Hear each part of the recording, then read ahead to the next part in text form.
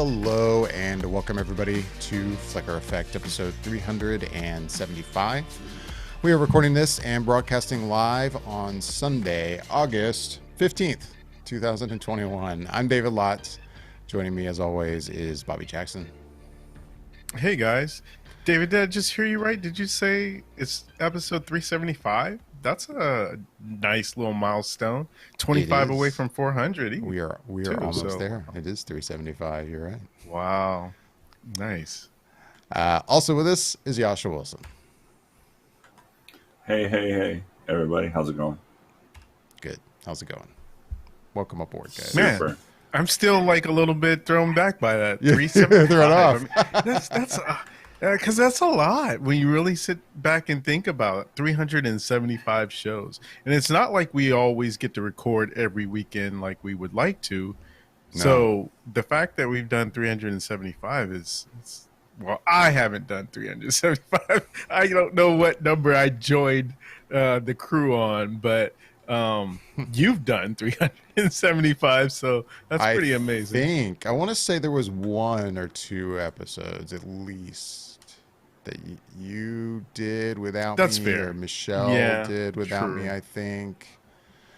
But yeah. I guess you could say I'm easily the person who's been there for the most. I've been there for almost all of them. And that's not counting like little bonus special episodes we've done. When Carlton and I first started it, we did like 3 or 4, like we called them like beta test episodes that we didn't count.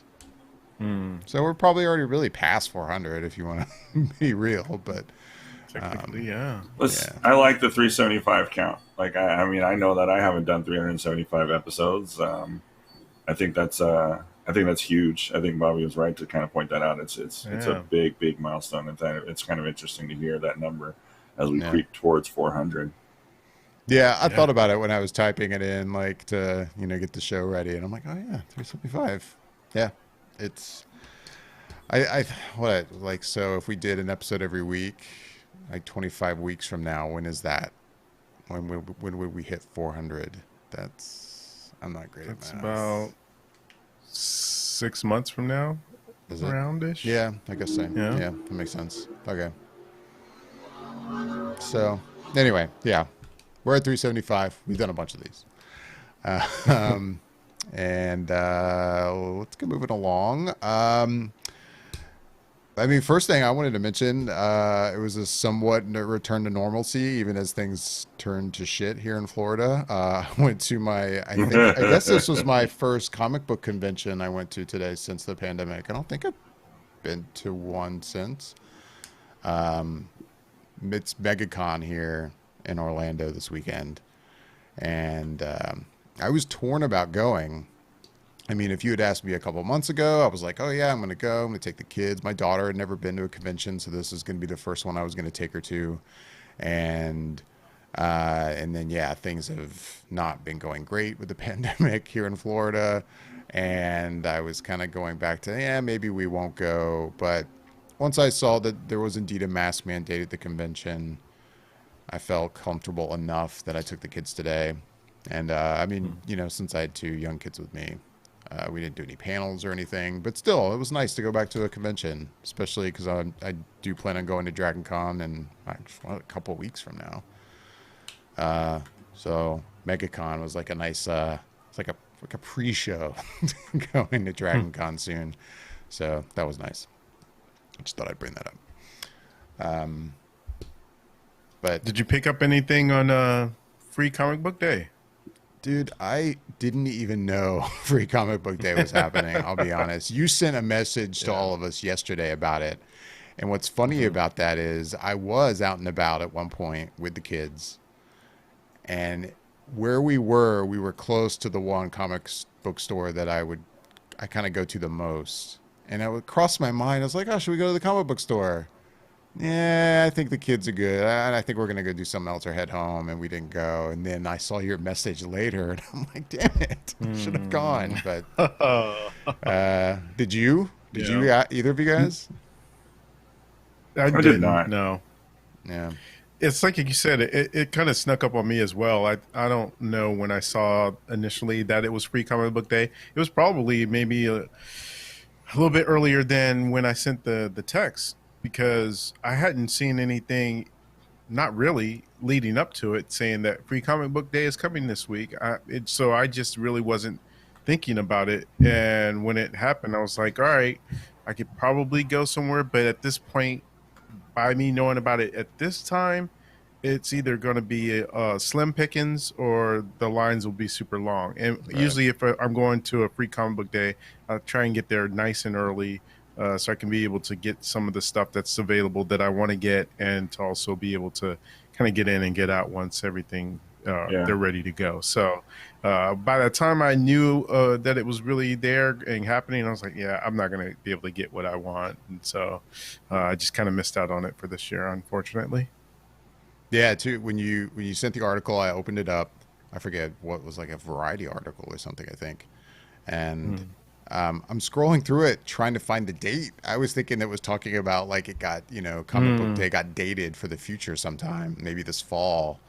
And I'm scrolling back and through like all over the article going, when the hell is it? And I finally realized they're talking Anyway, about it like, oh, this is today. Oh, well, that's not yeah, happening. Yeah, it was definitely yeah, too late. I wasn't heading back out to go.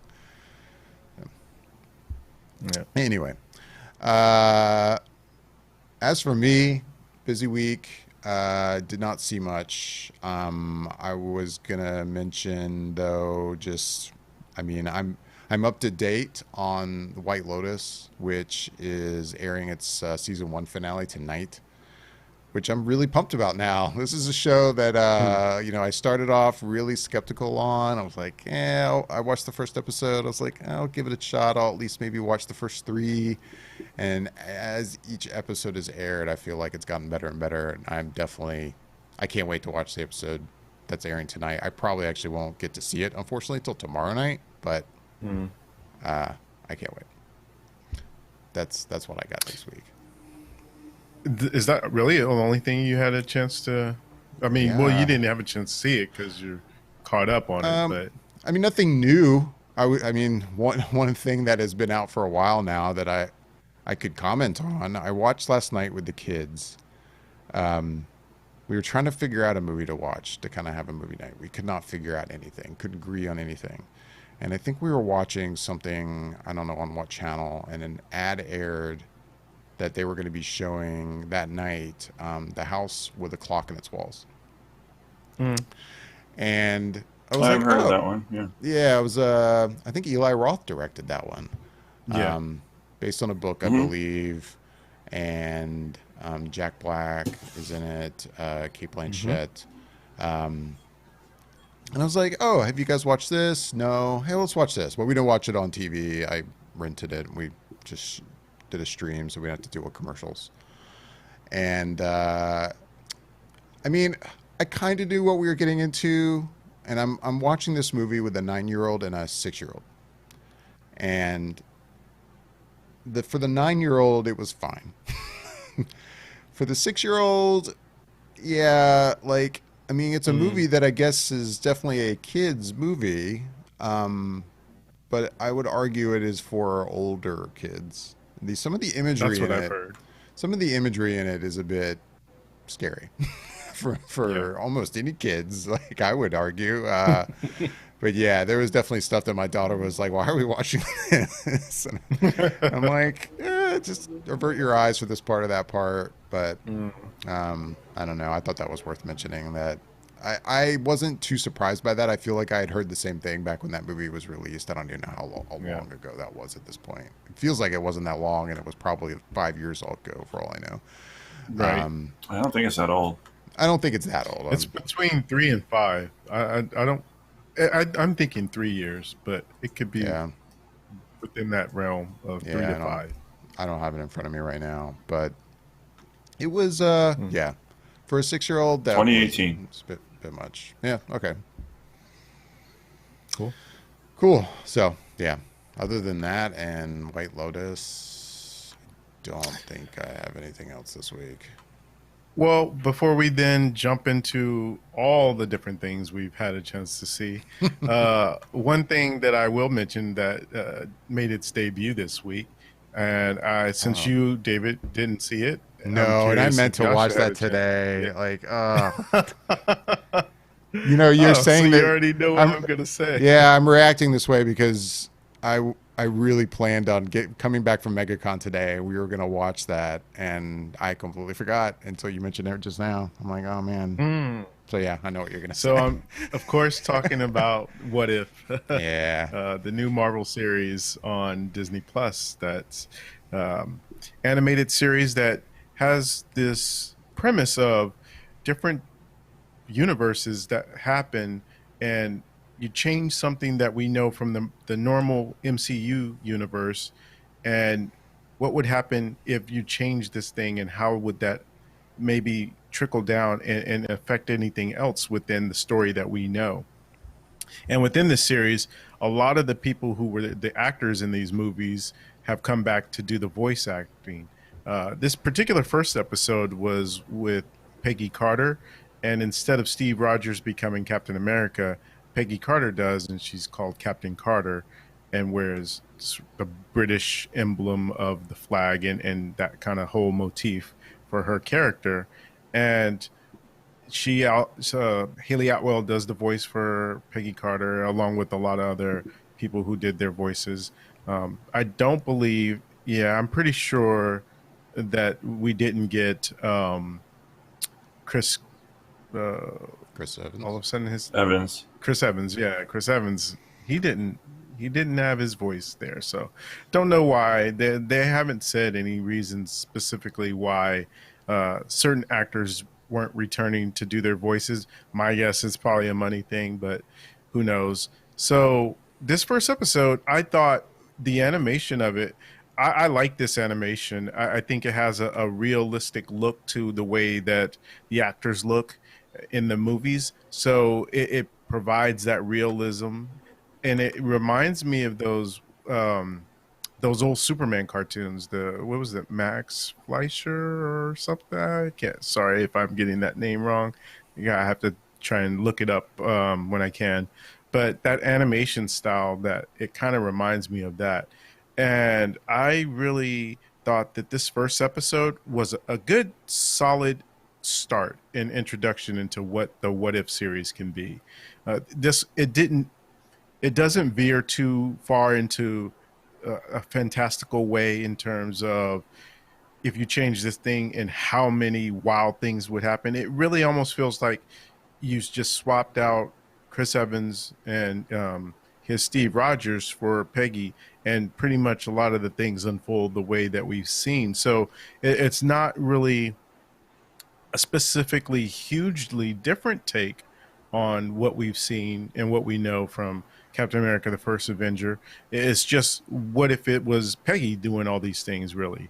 And so it provides a good sort of foundation for what the show is, but not what I think the show will be. I've heard from people that have seen the first three episodes. A lot of the reviewers and critics and movie pundits got a chance to see the first three episodes, and from what I hear, the two things that seem to resonate the most is that each episode seems to get better than the last, but also that by the third episode they really take that aspect of what they're doing and What If, and make it something truly interesting and unique, as opposed to just kind of like tweaking one thing here or there, or dropping in a character to do this one thing that the other character didn't. And so I think that as the series goes on, it will play with that a little bit more.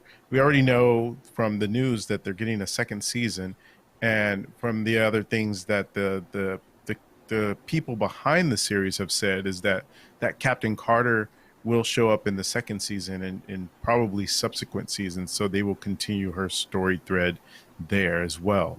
So I thought that first episode is a good solid start for anyone who wants to get into it and check it out.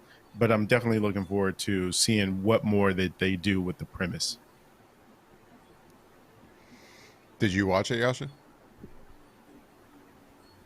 I did, and I agree with Bobby. a lot. I thought it was the storyline for this one was just okay, and probably just because it was such a very simple tweak when it comes to the what if profile or a storyline, as you would, making that really subtle change to like change the entirety story for some of these characters. Well, it was small and it was fractional when it comes down to it, but it still caused a huge ripple effect in this multiverse thing that they're trying to get everybody used to the idea of. Um, I thought the story was just okay. I mean, it was cute. It was fine. Not much had changed. My excitement really came from the animation because it's absolutely beautiful. Like it's just next level stunning. Like I was wildly impressed with the animation, and I can't say enough good things about it. But it was great, and I mean I really enjoyed that. And if I haven't read everything that Bobby I'm sure has read, but if that's true, and I totally expect some really I totally expect some really awesome stories and some really awesome transitions for these characters. And I mean, if that's what the what if story was kind of based on, I mean, they did a really good job of that in the comics, really making huge changes, leaps and bounds when it comes to some of these characters. So I'm really looking forward to seeing if they kind of get to be that aggressive with this storyline, or if they're just going to make it very user friendly, because some of the what if storylines are not user friendly and they are not Yeah. gentle in regards to how much they change. They take a really aggressive approach of making something creative. Just off the top of my head, some of them was like, what if the Hulk killed Wolverine? I think is one. What if Wolverine became Lord of the Vampires? Like, I mean, they really go after some really deep changes when it comes to some of that stuff. So I'm really excited to see where they go with this storylines and address it and what they really do, because it should be a lot of fun. And if they stay true to the creativeness of the comics, we're in for something special. It's going to be really fun. Because also, like, I'm sorry, I didn't mean it just continuation, but it's like when it comes to the animation, it's offers so much more freedom to basically make things fantastical than what they do sometimes in the movies. Like at least that's kind of what I found when it comes to some of the animated stuff. They can kind of stay a little bit truer to the characters and what they can do, even though in today's day and age in special effects they can pretty much do whatever they want. But with some of these animations, like, it should be a lot of fun. So I'm excited. And what it's my understanding, looking right now, whether it's going to be a 9 episode run for this first season. Yeah. Does that sound right? Hmm. Okay. Cool. So yeah, that's What If, which again, kind of pissed at myself I didn't see it, but I'll watch it soon.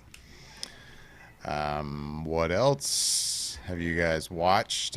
Big movie this weekend was Free Guy, new Ryan Reynolds film. I'm imagining both of you guys saw that. Yes. Yes. Yes. Oh yes, oh yes. Who wants to take a crack at this one first? I'm curious. Not that I expect it to be bad, but I'm curious how good was it, or was it not good? Bobby, Yasha, who wants to do it first? Come on. Go ahead, Bobby. You were out last week, so by all means, after you. I loved Free Guy. I thought it was really awesome. I think I had a really good time watching it.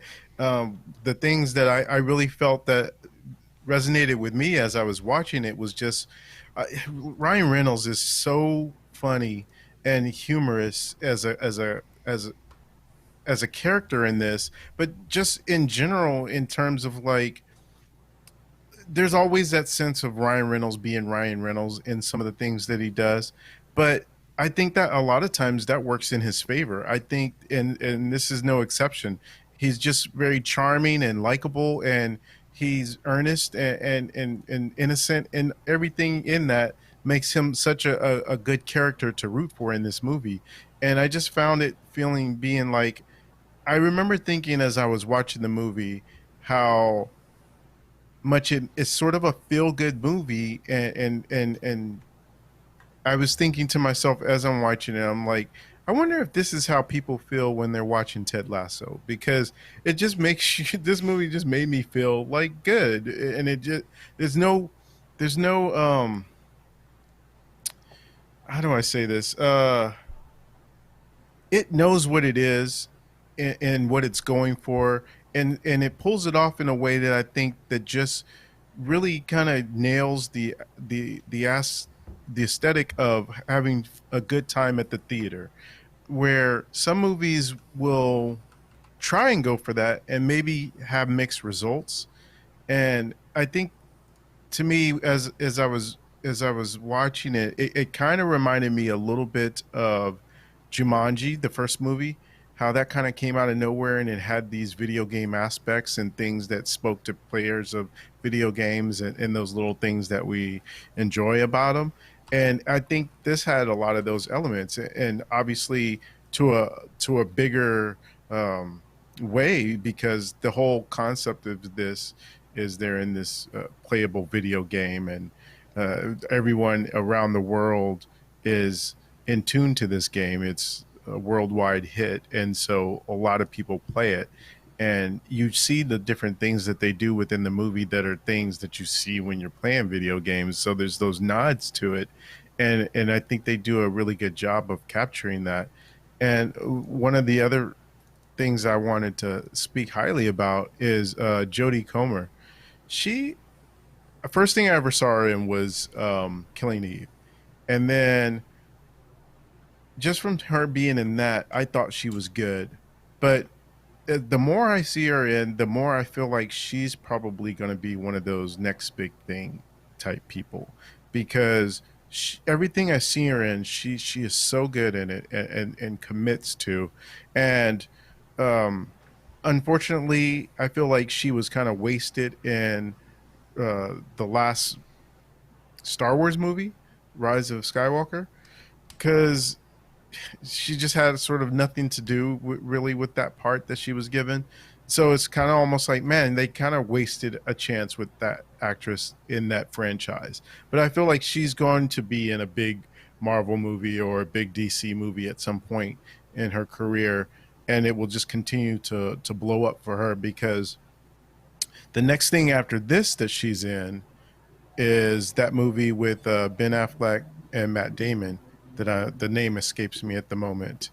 Um, but that, even that the trailer for that, she looked like she was going to be a very centerpiece of a character in that movie. And so I think I'm looking forward to seeing how she is in that movie as well. But The Last Duel, I had to kind of look it up Mhm. at the same time. But I think she's going to be an actress that we'll hear a lot about as the years go by. But just overall, I really enjoyed this movie quite a bit, and just thought it was a lot of fun. And uh, it's not a mean spirited movie. It's just very much the type of movie where I don't know if you could take younger kids to it. There is some sort of ideas of themes and certain things that are said that maybe wouldn't be appropriate for kids if they can kind of gauge and understand some of it, but some of it might kind of just go over their head. But the overall aspect of it, I would say that it's just a movie that it's so inviting for everyone.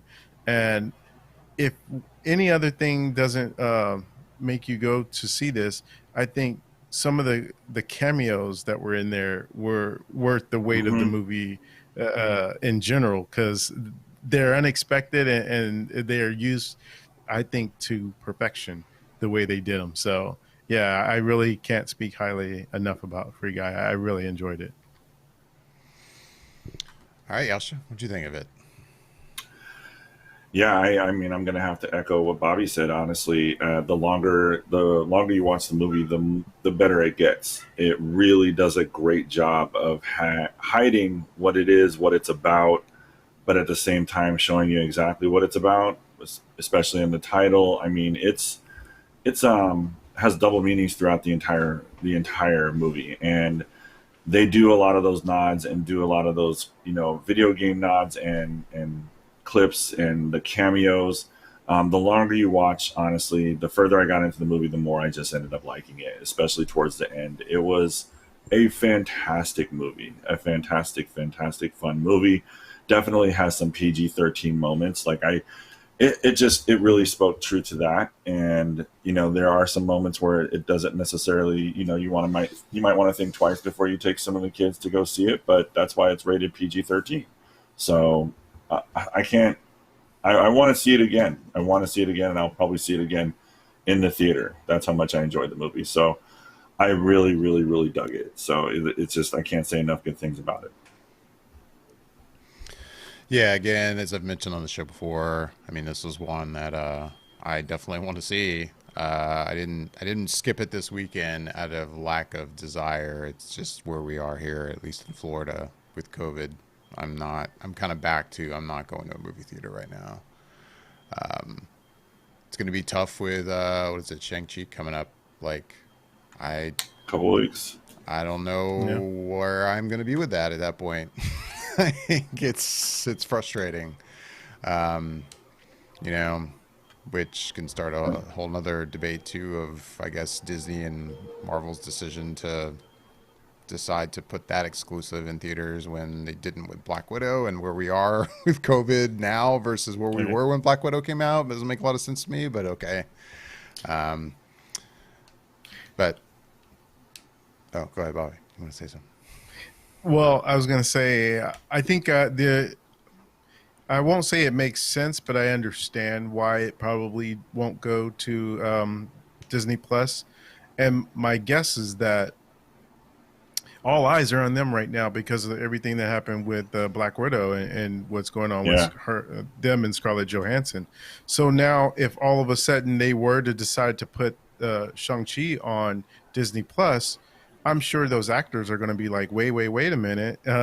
We had a deal for theatrical as well. So what's going on here? So unless they decide to go to the table, which again will open a can of worms because they didn't with Scarlett. So they're in a tough position. I don't think that I think inside the halls, they would love to put it on Disney Plus premiere, but they probably feel like if they do, then that will probably not be a good look for them. So they kind of have to keep it in theaters, even if they wanted to move it to Disney Plus.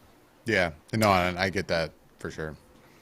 I think that's where we're at with that too, is with the whole Disney Plus thing, and with the theatrical release. I just don't think that they're going to test the waters anymore when it comes to that. I think that they push the limits a little bit with the Scarlett Johansson thing, and I think that if it's true to form as to regards to what really happened, and she has it in her contract that it's supposed to just be a theatrical release, and they basically said, hey, screw it, we're going to do this.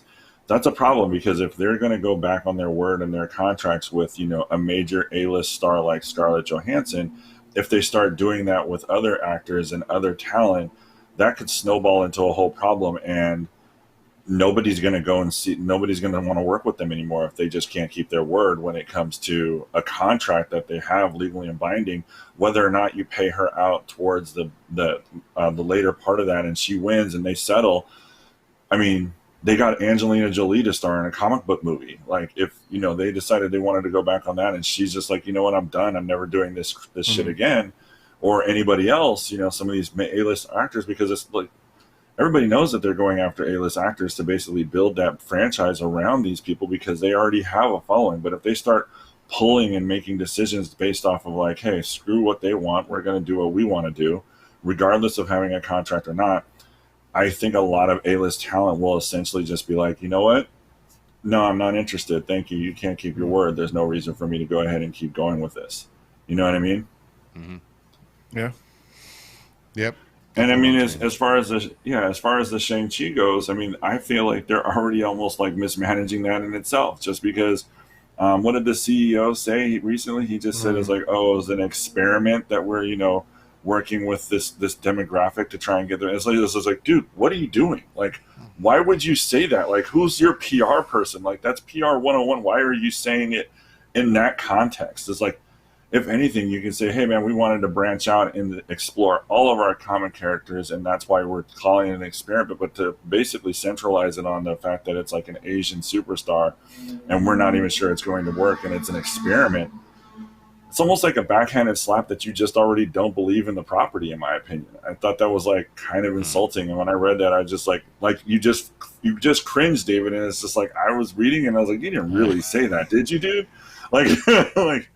You're the CEO of Disney. Like, call Bob Iger, get on the phone with him, and say, "Hey, man, what should I say when people ask me about this shit?" Because he always did it right. Like, he was always very cognizant of what he was going to say and how he was going to lead into things, especially when it came to branching out even into little lesser known characters in today's day and age. I mean, it's funny that, like, people are so passionate about Iron Man right now. And yeah, Iron Man was big when they first started the MCU, but he was still kind of like a secondary hero. Like, a lot of people didn't really know about him or who he was and stuff like that. Yeah, he was a part of the Avengers, but he was nowhere near massive as he is today. Right. Yeah, no, I reacted that way because Yeah. I hadn't heard that quote. That's my first time hearing that. So Yeah. that's I'll see if I can find it Yeah. really quick. What do you guys? Yeah, see if you can find it, Yasha, because it's interesting because Bob Chapek is really putting a big target on his back, and it seems to be growing bigger and bigger. The other thing that kind of came out from that is that he was saying how, the reason that they put Black Widow on Disney Plus Premiere was because he wanted it to reach the widest amount of people possible. And in theory, I can understand how that makes sense because not every territory was going to be showing Black Widow in the theaters. So, but if they have it available to them to watch on Disney Plus Premiere, then it gives those people an opportunity and an outlet to watch that. But if that's the case, if that's the words you're using, that you want it to be able to be seen by the widest amount of people possible, then what are you saying about having Shang-Chi only in theaters? Like, you don't want it to reach the widest amount of people possible. It's Yeah. kind of, right. it's a weird thing. So, yeah, I don't know that he's doing himself any favors these days, and it just seems like at some point it's probably going to reach critical mass, and some decisions will have to be made over there. Interesting. All right. Well, moving on. Bobby, you also saw Respect this week, I right? did. I did, yeah. Well, so I mean, this movie is following the career of Aretha Franklin, and it stars Jennifer Hudson. Also in it is Forrest Whitaker, and Marlon Wayans is also in it, and Mark Maron is in it. The what I'll say is that this isn't a movie I feel that breaks any molds in terms of telling a story of a of an artist that we've known and seen, but maybe don't know all of their story. It follows a lot of those same patterns, and unfortunately, I think it that makes it not really stand out in that respect, because no pun intended, but it's because it's like a lot of these musicians seem to have the same career path in terms of Yeah. they start off like kind of poor or whatever, and then they make it big, and then drugs or something get in the way, and then they have a fall from grace, and then they kind of, so it's almost the same sort of rhythm and beat that they seem to go through. What I will say about this movie in particular is, and what may make it stand out in one regard, are the performances. I thought, in particular, Jennifer Hudson is excellent as Aretha Franklin. They don't do one of those things where Jennifer Hudson is lip syncing to Aretha Franklin's music. It's Jennifer Hudson's voice. She's doing the music of Aretha, and I think that was a good choice because it wouldn't have felt as authentic. I think even if you was just using Aretha's music but just had Jennifer lip syncing. This I think is, in a way, it's a twofold thing, in that it one showcases just how good of a singer Jennifer Hudson is and how well she's able to uh, sing these songs that are iconic and classic that Aretha did. But also, I think it works to show that it's not like it's trying to fool the audience in any sort of way of making it seem like she's performing as Aretha in these instances. And so I really think it was to a service to for them to have it just be Jennifer doing her her voice singing these songs that everyone knows. And also it helps the fact that Aretha Franklin herself chose to have Jennifer Hudson portray her for this film as well. So those all are all the things that really work well. Again, there's people in there like Forrest Whitaker, and he's always good and stuff, so you know he's gonna bring it. But the surprise for me in this film, in terms of someone I wasn't expecting to be good in it, was that doesn't sound right the way I said it, but it's Marlon Wayans, and it's not that I didn't expect him to be good in terms of thinking, oh, he was not going to be a good actor or anything. It's just that this character that he portrays, I think he pulls it off so well, and he does some sort of affect to his voice in sounding like this character. I don't know if this person sounded like that in real life. I didn't do that research, but I felt like it added something to that performance of him doing that, as opposed to him just using his normal natural voice and doing this performance. But I thought I came away from it being like, man, okay, yeah, he did a really good job in that role, and I was kind of sort of doing like a little silent clap for him, because I think that a lot of times he's just so pigeonholed into doing comedy and humor that you don't see him step out from that very often. And I thought he did a good job in this. But aside from that, I think that I hesitate to say it's by the numbers, but it's kind of by the numbers for the most part. There's a couple things in there that I really didn't know about Aretha Franklin's life that was really quite shocking. And yeah, I literally had my mouth open at one point in the movie.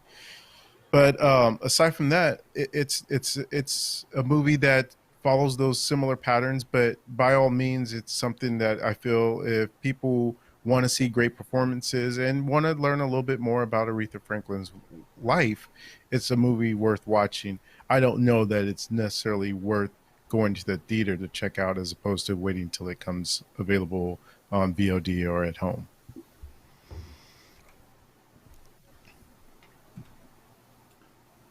I don't know why, but I felt that as far as Marlon Wayans goes, I'm just going to interject there. Like, I could tell just in the clips alone, it looked like he was just going to put everything into that movie. Like, I know he does get pigeonholed a lot for his comedic performance, but I think he has a lot of talent that's just kind of untapped when it comes to doing other things.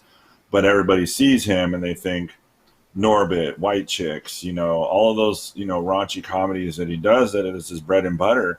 But I think the guy has talent. I think he's funny. I think he has that gift to really transform into a role. And I hope to see him do more stuff, because just from the clips that I've seen with him in this movie, I was just like, this guy's going to really, really get some attention for this, because I think he really, really does something special. Yeah, he does.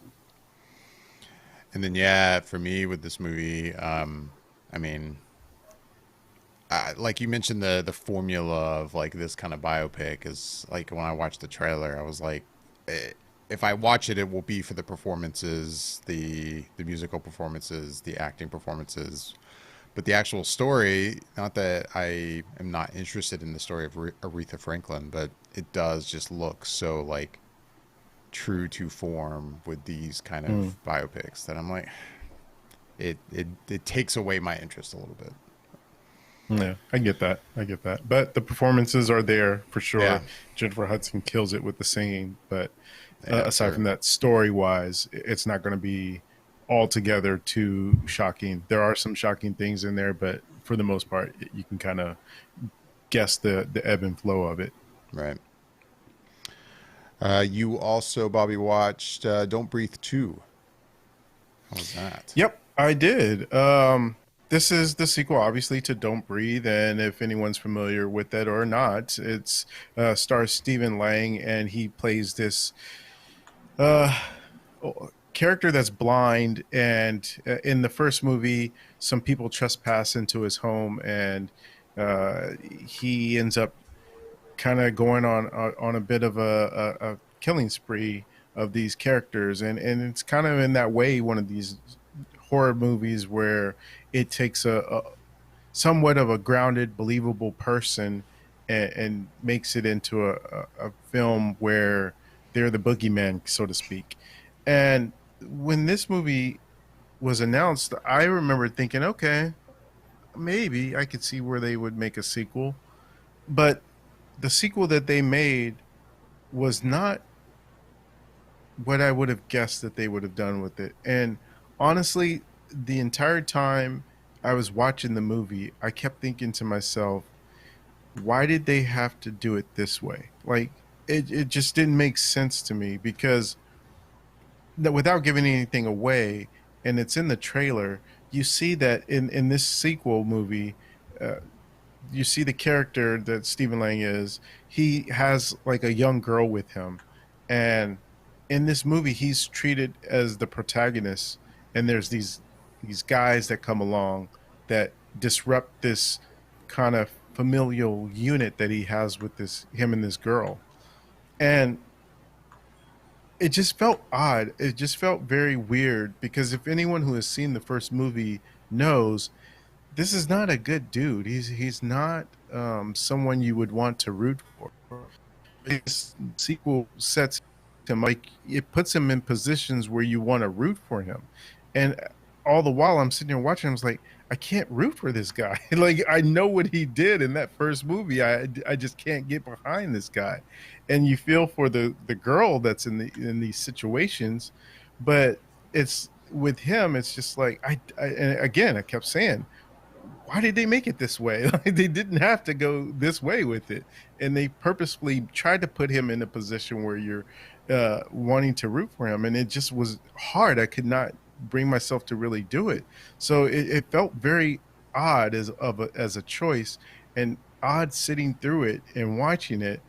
And while I think there's a lot of elements in it that I really kind of thought were well done, and even some of the story elements of it, it still left me wondering at the end of it, why did they do it this way? And it just I could not shake that question. So it really kind of kept me from, I would say, enjoying it on that level because they were trying to make me root for a bad guy, and in this way that not in the same way that people root, quote unquote, root for Darth Vader, or how people kind of have a fascination with bad guys in a way that um, is kind of like they're misunderstood or something, that they'll root for him in that way. This isn't that. I mean, he did some heinous things in that first movie, so I just don't see how I'm ever supposed to be on this guy's side. So it just made a very strange watching experience, and it's hard to say um, that I enjoyed it as a thing of what it is trying to do. But there's things within the movie that I did enjoy seeing, and some satisfaction of some certain things that happened that I did like. But overall, yeah, it just left me kind of scratching my head as to why they made this movie like this. Interesting. So yeah, that's Don't Breathe 2. Also only in theaters, right? Yeah. Yeah. Yep. Jascha, you found that quote. Yes, I did. So he was more referring to, but it was also just kind of wildly insulting, was that he, in my opinion, is when Bob Chapek was talking about Shang-Chi, he said it's an interesting experiment for us because it's only a 45-day window in theaters. Chapek was referring to how the film would be released exclusively to movie theaters in a coronavirus affected market, while the companies that were live action summer offerings under Disney and Marvel umbrellas, Cruella, Black Widow, Jungle Cruise, all had simultaneous video on demand releases. Anyways, the star of Shang-Chi shot back at him, and I think that he was right to do so. It's just like I said, it's like I don't think it's right for him to refer to them as an experiment, whether or not, to see if, hey, are people going back into the theaters or whatnot. He says we are not an interesting experiment. We are the underdog, the underestimated. We are the ceiling breakers. We are the celebration of culture and joy that will preserve the embattled year. We are the surprise. Lou wrote on Instagram, I'm fired the fuck up to make history on September 3rd. Join us.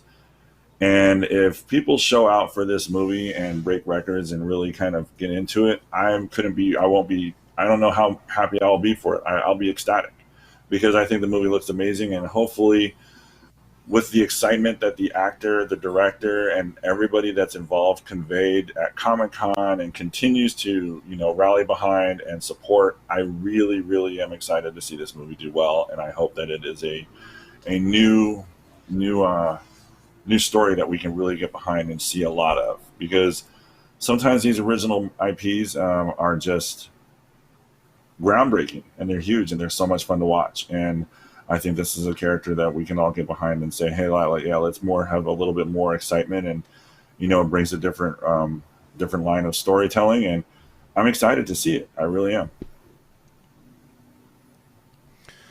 Well, before we wrap things up, are there any last things anyone wanted to discuss before we get out of here this week? Bobby? I do, but I want to give Jascha a chance to, just in case he has some stuff that he wanted to talk about as well. No, not me, man. I'm good. Go for it, Bobby.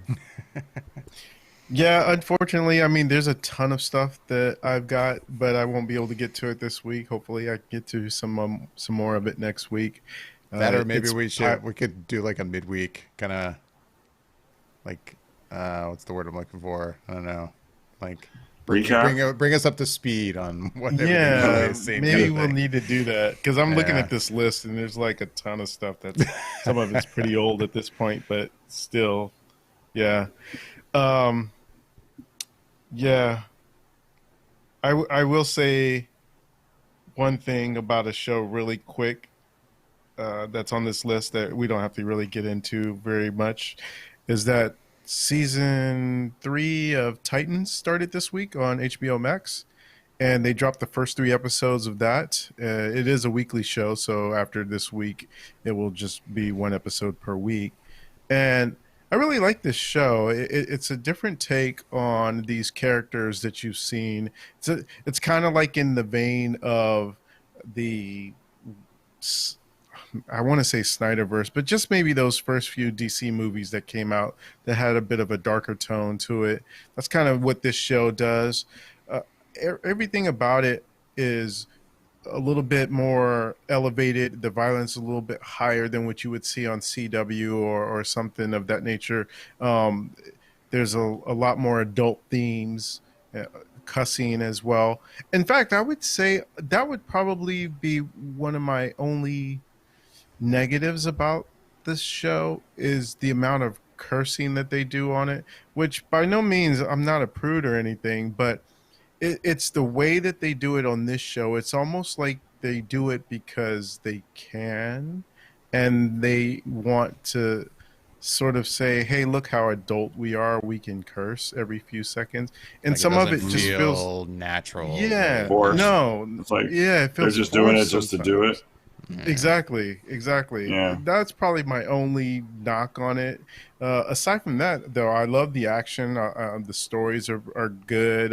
The amount of different characters that they have in there, I enjoy seeing. And so the first 3 episodes are out there, and obviously the first 2 seasons are there as well on HBO Max. So if anyone has any interest in it, I would say give it a shot.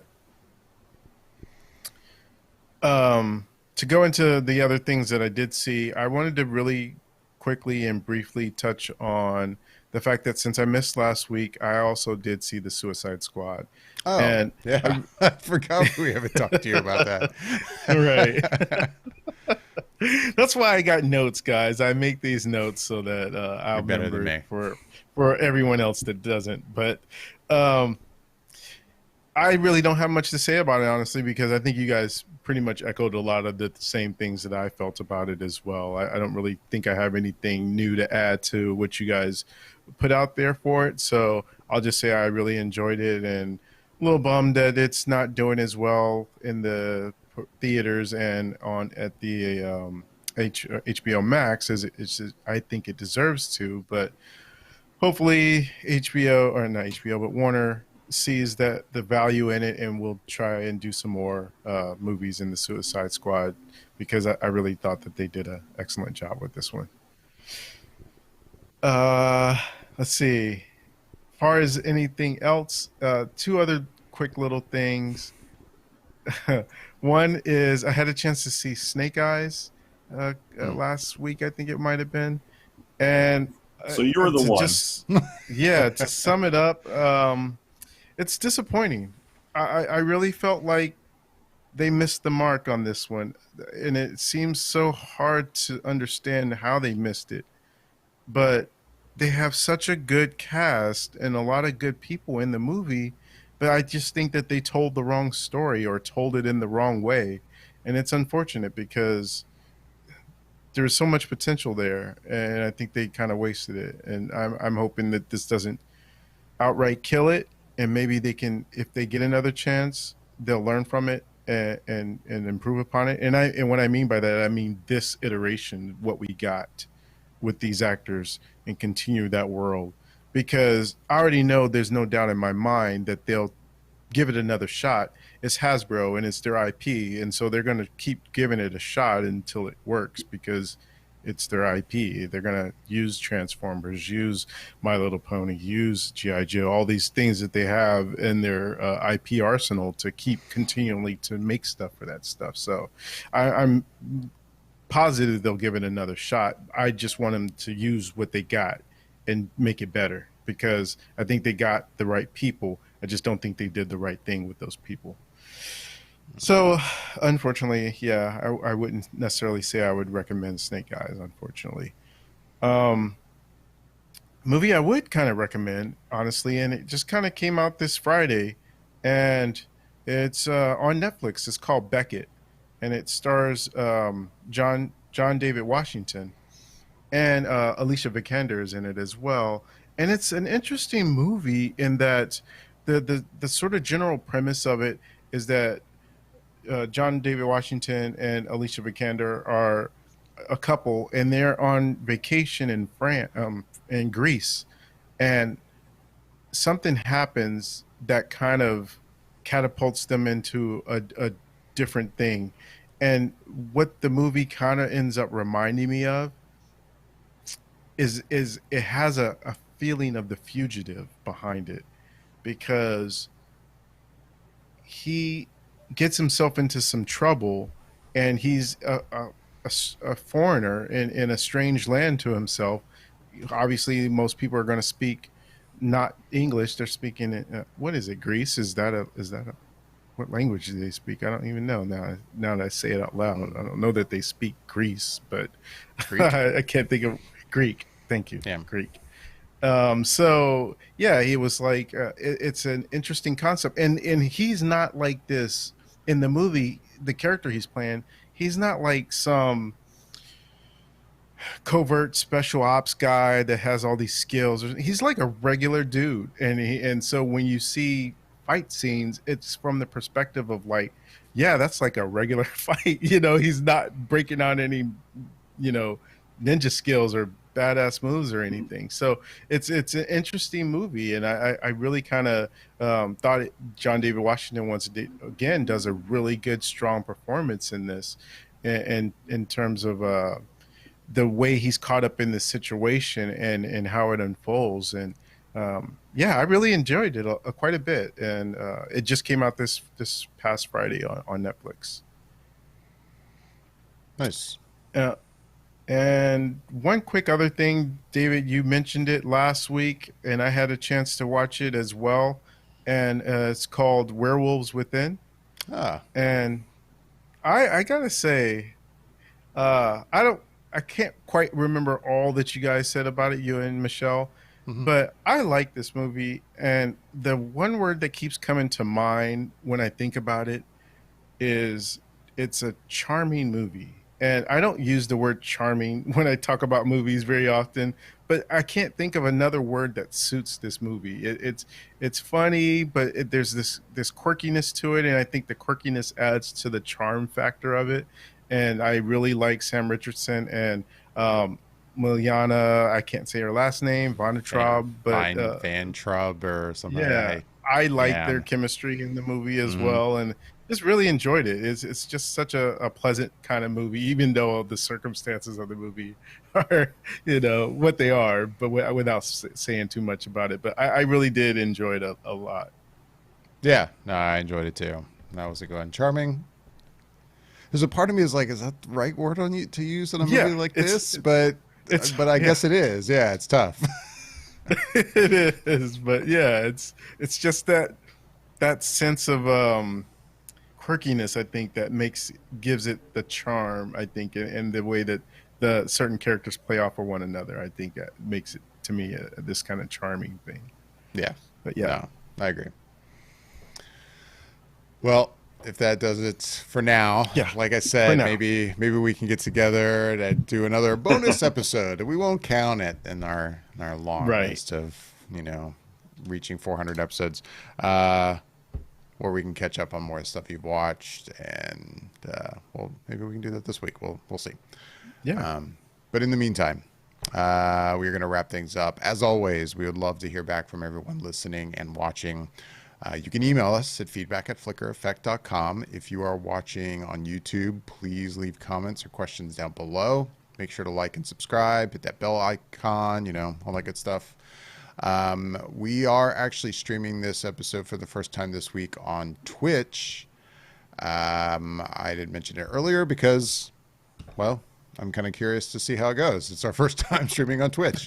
But you can find us on Twitch and on Instagram and Twitter, all those places at Flicker_effect. And we also stream these on Facebook as well, facebook.com/Flicker effect. With that, I am David Lott. Bobby Jackson. And I'm Jascha Wilson. Thanks for listening.